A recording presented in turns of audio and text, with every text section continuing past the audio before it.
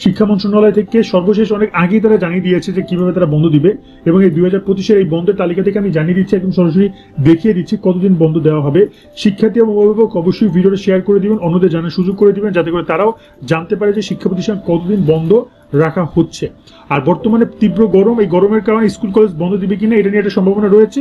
যদি গরমের পরিমাণ বাড়ে তাহলে শিক্ষা মন্ত্রণালয় হয়তোবা তাহলে বন্ধ দিতেও পারে। ওকে, আর আমি এখানে আগে বন্ধ নিয়ে কথা বলি। প্রথমত আগে আমি যদি এখানে একটু দেখাতে চাই, এটা হচ্ছে স্কুল কলেজ ক্ষেত্রে নর্মালি কোরবানির বন্ধ, রোজার বন্ধ একটু বেশি কম পেয়েছে, বাট কোরবানির বন্ধ সবাই কম বেশি একই রকমেরই পাবে। এবং এখানে যদি বন্ধের কথা আমরা শুরু করি, এখানে দেখা যাচ্ছে যে 13 নম্বর পয়েন্টে পবিত্র ঈদ উল আজহা এবং গ্রীষ্মকালীন ছুটি, অর্থাৎ দুইটা কিন্তু একই সাথেই দেওয়া হবে।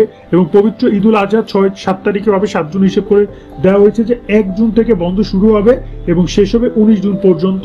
সো এখানে আমি আবার একটু জানিয়ে রাখতে চাই, এখানে কিছু কথা যুক্ত করতে হবে, সেটা হচ্ছে যে 1 জুনের আগেও গরমের কারণে কিছু বন্ধ হইতে পারে, বাট ওভারঅল গ্রীষ্মকালীন অবকাশ মিলিয়ে সর্বমোট প্রায় 19 দিন বা 20 দিন বন্ধ পাবে শিক্ষার্থীরা, একদম সরকারি হিসাবে 15 দিন, মানে শুক্র শনিবার কিন্তু বাদে।